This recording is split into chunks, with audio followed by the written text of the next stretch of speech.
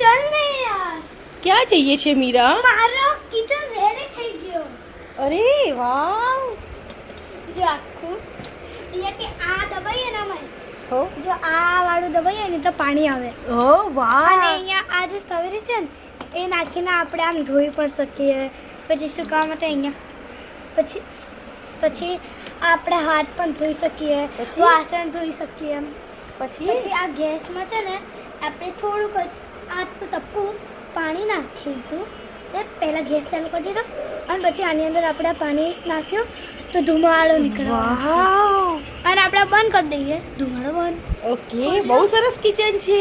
શું નામ છે કિચનનું? મીરા. યા વાવ તો કેવું લાગ્યો કિચન અહીંયા બધું ડીશો મૂકવાની છે આ આખી આપણે બ્રેડ બનાવી શકીએ આ આખું ઉગાડ્યું છે આપણે અહીંયા દાળ આપણે આ દબાઈએ તો આ વાળી દાળ આવશે આ દબાઈએ તો આ વાળી દાળ આ દબાઈએ તો આ વાળા ચોખા બધું જ છે